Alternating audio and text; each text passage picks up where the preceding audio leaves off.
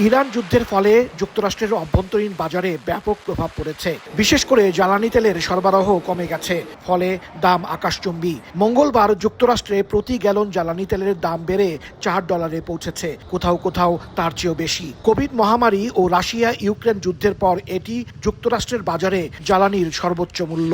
ইরানের সাথে চলমান যুদ্ধের কারণে হরমুজ প্রণালীর মধ্য দিয়ে তেলবাহী ট্যাঙ্কার চলাচল কার্যত বন্ধ হয়ে যাওয়ায় বিশ্বজুড়েই জ্বালানির এই সংকট সৃষ্টি হয়েছে। মঙ্গলবার হোয়াইট হাউসের ওভাল অফিসে সাংবাদিকদের মুখোমুখি হন মার্কিন প্রেসিডেন্ট ডোনাল্ড ট্রাম্প। যদিও উপলক্ষ্যটা ছিল যুক্তরাষ্ট্রের নির্বাচনে ডাকযোগে ব্যালট পাঠানো সংক্রান্ত একটি নির্বাহী আদেশে স্বাক্ষর করা, কিন্তু স্বাভাবিকভাবেই উঠে আসে ইরান যুদ্ধ ও অভ্যন্তরীণ বাজারে জ্বালানি তেলের মূল্য বৃদ্ধি প্রসঙ্গ। ট্রাম্প জানান, ইরানের সাথে যুদ্ধ বন্ধ হলেই দ্রুত কমে যাবে তেলের দাম। এর আগে 2 থেকে 3 সপ্তাহের মধ্যে ইরানের সাথে যুদ্ধ বন্ধ হবে বলে জানান ডোনাল্ড ট্রাম্প। যুক্তরাষ্ট্র বারবার ইরানের সাথে যুদ্ধ বন্ধের সময়সীমা ঘোষণা করলেও তা কার্যকর হয়নি।